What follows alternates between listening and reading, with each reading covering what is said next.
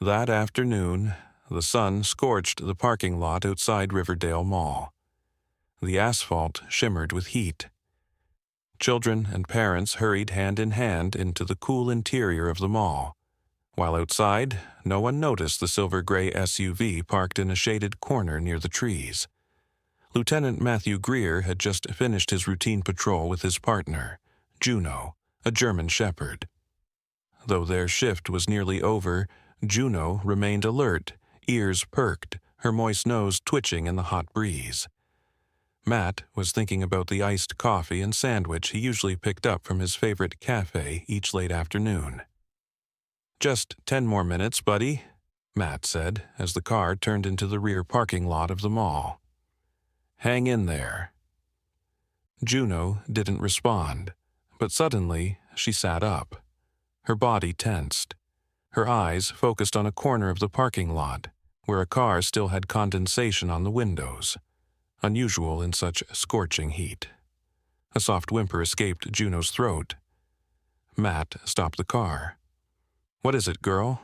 Juno growled softly, then barked, not loudly, but decisively, as if something urgent awaited ahead. Lieutenant Matthew Greer opened the patrol car door, his eyes fixed on the silver-gray SUV parked under the tree's shade. That shade wasn't enough to counter the scorching summer heat of North Carolina, where pavement temperatures could exceed 50 degrees Celsius.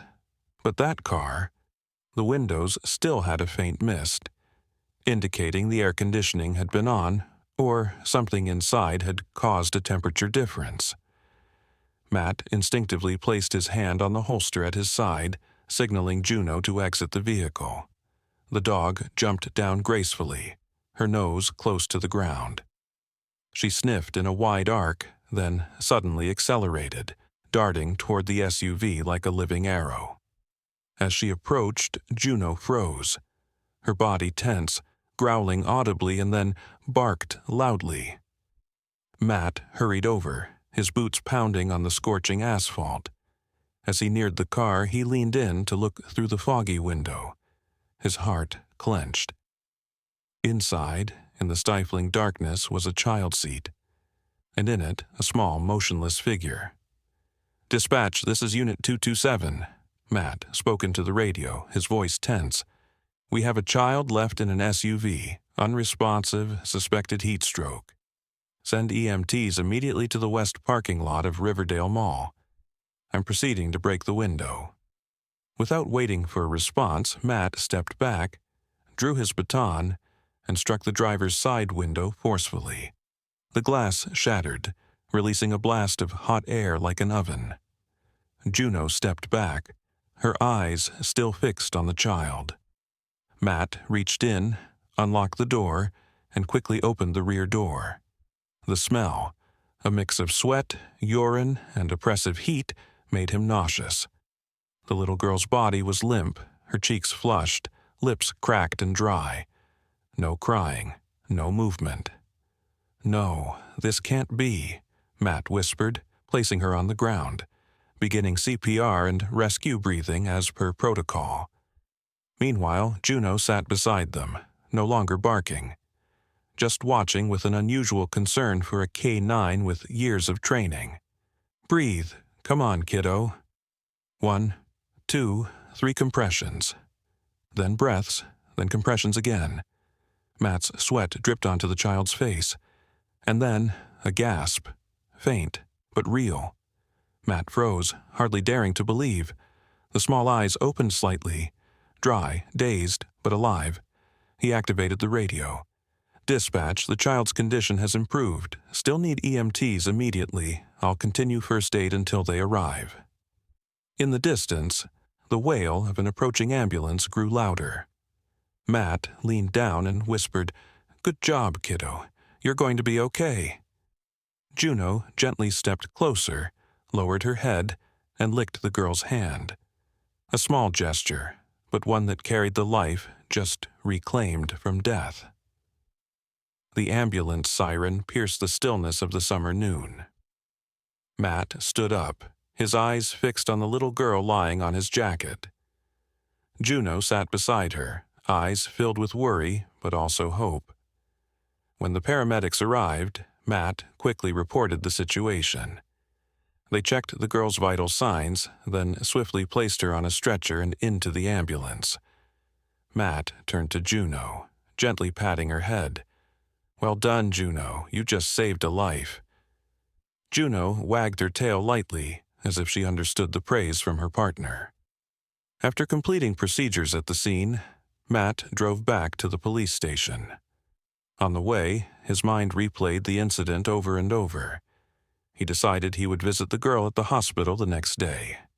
Riverdale Memorial Hospital, the following afternoon. The sun was still harsh, but inside the special care unit, light filtered through white curtains, falling gently on the tiny figure lying in the pediatric bed in the center of the room. Lieutenant Matthew Greer entered with a small bouquet and a paper bag holding a stuffed puppy. He was still in uniform, his nameplate glinting in the afternoon light. Juno wasn't with him, hospital rules, but Matt felt as though she was there, watching with every breath. The girl, identified as Emma Harper, just 2 years old, was asleep. A tiny oxygen tube rested under her nose, and a heart monitor blinked steadily beside her. On the nearby chair sat a thin woman, hair disheveled, body curled in on itself. She didn't hear the door open, only turned when Matt spoke softly. "Ms. Harper?" Jessica was startled, eyes bloodshot from lack of sleep and tears. She stood abruptly, stammering, "Lieutenant Greer? Thank you. Thank you for—" Matt raised a hand, signaling no need to say more. He placed the bouquet and the gift bag on the bedside table. "She's going to be all right. The doctor said she's incredibly resilient, just needs some time." Jessica nodded, lips trembling. I shouldn't have left the car. I just ran in to grab some diapers. Emma was asleep. I left the AC on. I thought it would be 5 minutes." Matt listened silently. He'd heard similar words before, but this time something was different. Not a lie, not an excuse, but a collapse. "You're raising her alone?" Matt asked without judgment. Jessica nodded. "I'm a contract nurse. Night shifts. No family here. The babysitter canceled last minute. I just needed 5 minutes." She broke down, not a furious sob, but a quiet shatter from the depths of exhaustion. Matt slowly sat beside her, still watching the sleeping child. "Juno, my dog," she sensed something was wrong. "I saw the condensation on the glass, and when I looked in—" He didn't finish. He didn't need to. Jessica understood. She held her daughter's hand, whispering, "She didn't deserve this." Matt gently squeezed her shoulder. "No one does." After a moment, when the air had settled, Jessica took a deep breath and asked, "Do you think I'm a bad mother?" Matt shook his head. "I think you're exhausted." Silence. Then he stood and straightened his nameplate. "Emma is alive thanks to instinct, Juno's instinct. But instinct doesn't come from nowhere. It's trained, like compassion and care." He looked at Jessica. "This will have to be investigated. That's the law. But I believe that if you truly love her, then start again, starting today." Jessica nodded, tears welling again. "I will, no matter what it costs." Matt walked out of the room, afternoon sunlight streaming down the corridor, casting his shadow long behind him, like a quiet punctuation between life and the things no one dares to say aloud. 2 days later, at the Riverdale Police Department headquarters, an emergency internal meeting was held. Lieutenant Matthew Greer sat in the front row, a case file and a now cold cup of coffee in front of him. In the room were child services officers, social workers, and a representative from the district attorney's office. On the large screen in the meeting room was surveillance footage from inside the mall. The moment Jessica Harper walked into the convenience store, empty-handed, glancing back toward the parking lot as if to check one last time. The timestamp read 11:42 a.m. The forensic doctor presented. Given the weather conditions that day, the temperature inside the vehicle could reach nearly 60 degrees Celsius in under 10 minutes. If Juno hadn't reacted when she did, the child may not have survived past 11:50. Matt clenched his fists. He remembered Juno's eyes in that moment. It wasn't just instinct. It was a response born of a deep connection between life and duty. The prosecutor's representative spoke up. Legally speaking, Miss Jessica Harper could be charged with gross negligence endangering a minor.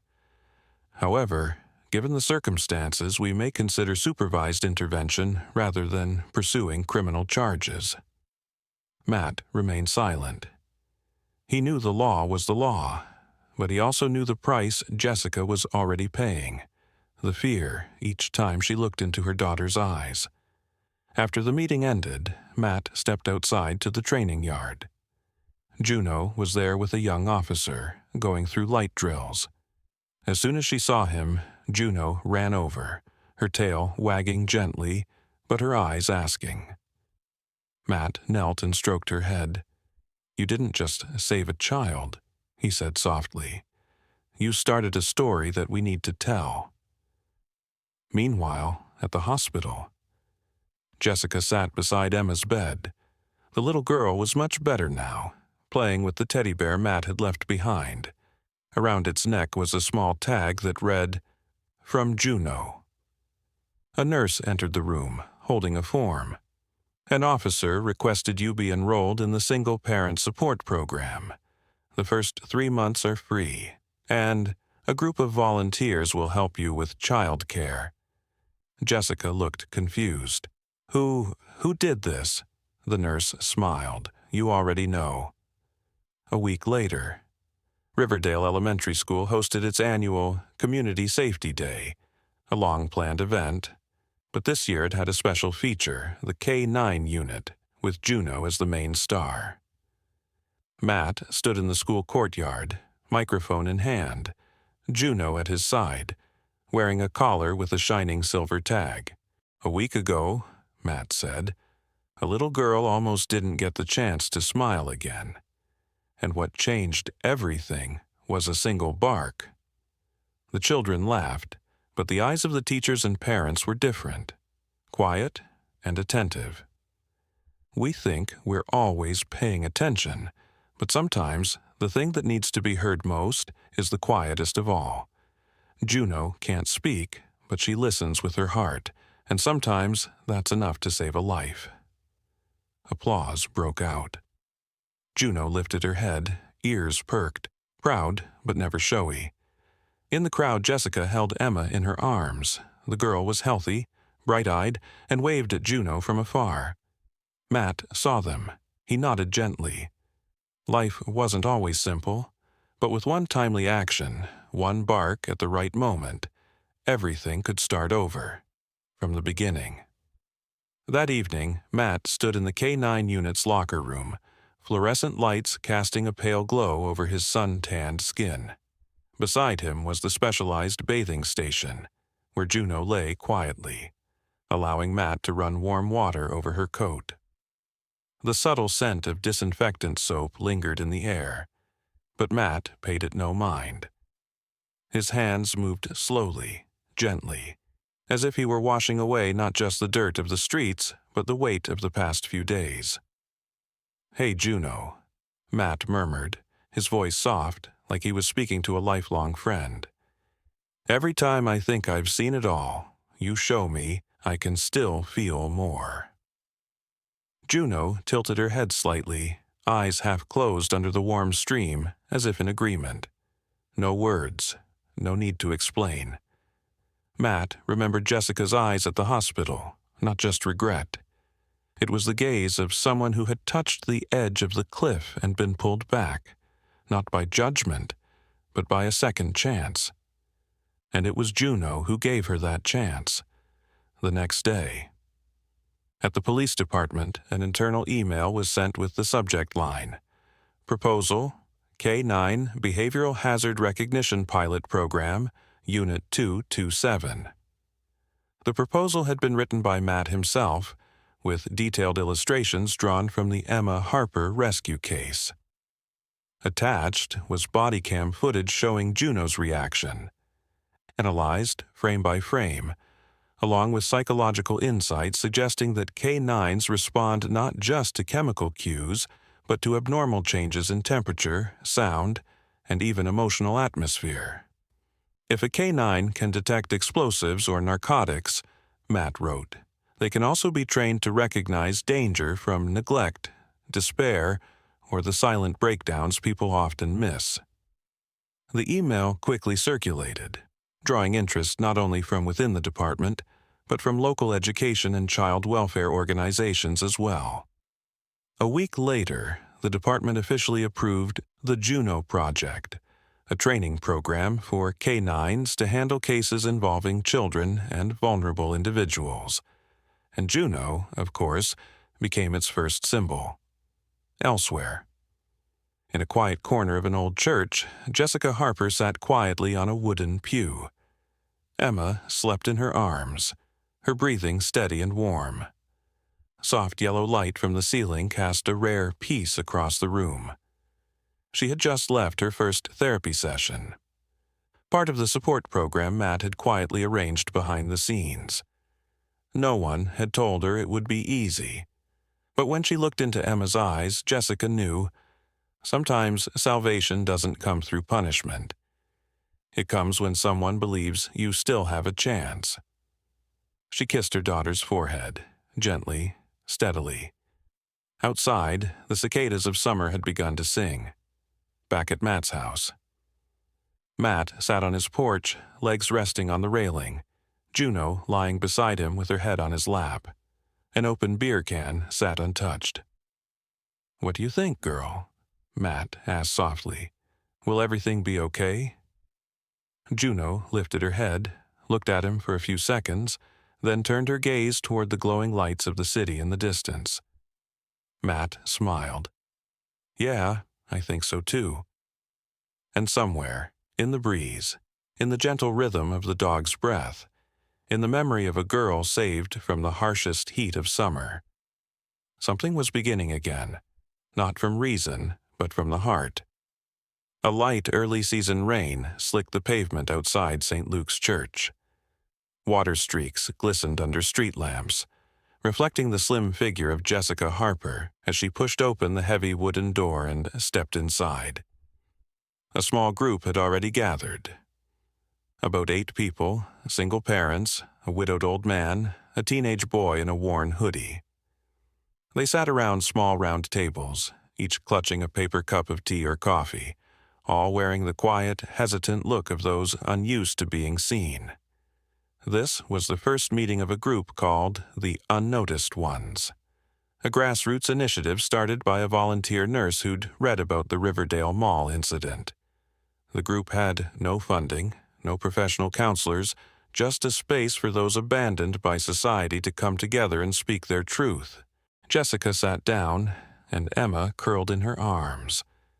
The little girl slept soundly, her head against her mother's chest, arms wrapped around a well-worn stuffed bear, a gift from a dog she would never forget. A middle-aged man named Frank, a school bus driver, shared his story about his wife leaving and how he'd had to learn to braid his daughter's hair. A single mother spoke of the fear of leaving her child at the laundromat while going to job interviews. Then all eyes turned to Jessica when it was her turn. I left my baby in the car." Her voice trembled. "I didn't mean to. I thought I had it under control. I thought I was stronger than the exhaustion. But I was wrong." A silence followed. No one condemned her. No one offered shallow sympathy, only understanding. Something Jessica had never dared hope for. After a long moment, the volunteer nurse spoke gently. "None of us came here because we're perfect. We come because we finally realized we can't do it alone anymore." Jessica looked around the room, where silence didn't mean judgment but acceptance. She leaned down and kissed Emma's forehead, her eyes red, but filled with something long absent. Hope. At the same time, the Riverdale County Police Department. In a small training hall, Matt stood before a class of new K-9 recruits. On the projection screen was the clip of Juno detecting and responding to the SUV with baby Emma inside. You're trained to detect explosives, narcotics, weapons. But there's another kind of threat no one trains you for, the silent ones. The bark that the world might ignore unless someone chooses to stop. Juno lay beside him, eyes watching the young officers. She didn't move, didn't bark, but her presence alone was the most powerful lesson. Dogs don't lie, Matt continued. They don't care what uniform you wear, what degree you have, or what mistakes you've made.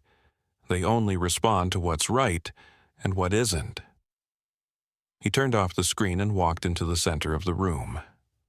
The greatest lesson I learned from saving Emma wasn't tactical. It was this. Don't ignore your instincts. Don't dismiss that feeling that something's wrong. And if your dog barks, stop, turn around, and listen. That weekend, Matt brought Juno to a small elementary school on the outskirts of town for a community visit. The schoolyard was full of laughter, colored paper, balloons, and eyes wide with admiration. Children swarmed around Juno, asking endless questions. Can she read? What does she eat? Does she know she's a hero? Matt smiled, answering each one. But then he spotted a tiny girl in a wheelchair at the edge of the crowd, wearing a breathing aid. Her eyes were just like Emma's on that day, fragile, quiet, but still burning with life. Juno slowly walked over to her. No one told her to, she simply felt it. And when Juno rested her snout gently on the girl's knee, her tail wagging softly, the whole schoolyard seemed to pause. Matt watched, feeling something in his chest loosen. He didn't need speeches, media, or medals, because in that moment he knew he was witnessing healing, a silent connection, and sometimes that's enough to change an entire life. Autumn settled quietly over the town of Riverdale. Maple leaves turned shades of gold and red, morning air turned crisp, and children walked to school beneath the chirping of early-season birds. Lieutenant Matthew Greer stood by the window in his office, early sunlight spilling over his shoulders and glinting off the badge pinned to his chest. Juno lay beneath his desk, her head resting on her front paws, eyes half closed, but her ears stayed perked as if she were still listening to the world's every shift. Matt held in his hand the final report from the support team working with Jessica Harper. She had attended all scheduled therapy sessions, completed a parenting skills course, and had just been officially hired as a nurse in the local hospital's emergency department. A section of her thank you letter had been underlined. If you and Juno hadn't been there that day, I would have lost my daughter, and maybe myself too. But now, I know what it means to begin again. I know what it means to be heard. Matt closed the file. He didn't feel victorious.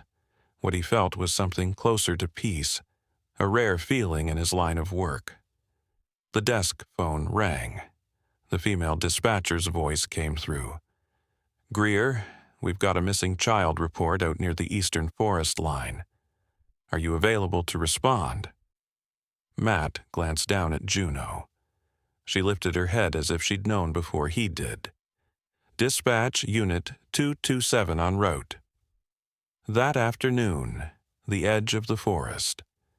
The forest near Riverdale was unusually still. The missing child was a 5-year-old boy named Mason, last seen chasing the family dog while his parents packed up their campsite. Matt stopped the patrol SUV at the edge of the woods and opened the rear hatch. Juno leaped down, her eyes dark but lit from within. Matt clipped the camera to her collar and bent down. Find him, girl, find the boy. Juno lowered her nose to the ground, sniffed in a wide arc, then bolted toward the shadows without hesitation. Matt followed, heart pounding, weaving through underbrush, roots, and damp soil, and then he heard it. A low growl, followed by a sharp, urgent bark. Juno stood beside a low thicket. Curled up inside, shivering, was Mason. His face was dirty, lips pale, but he was breathing. When he saw Juno, he burst into tears. Matt dropped to his knees and wrapped the boy in his arms, eyes shimmering like they had the day he pulled Emma from the car. Once again, Juno had been right. Once again, that bark, in the forest, in the silence and panic, had saved a life. That evening. After everything had settled, Matt and Juno sat on the steps of the forest ranger's station. A thin, crescent moon hung above the pine trees. He stroked Juno's back and whispered as always, "That's another one, girl." Juno wagged her tail lightly, eyes half closed. Matt leaned back, eyes to the sky. "How long do you think we can keep doing this?" Juno didn't answer, but a gentle breeze rustled through. And then came a quiet bark, not one of warning, not from fear, but like a reminder. There are still voices unheard in the dark, still cries for help that go unnoticed. Matt chuckled softly. "Yeah, got it." And under the soft moonlight, in a world often chaotic and indifferent, one man and one dog continued to do what they knew was right. Not for praise, not for recognition, but for life itself. For the bark in the dark.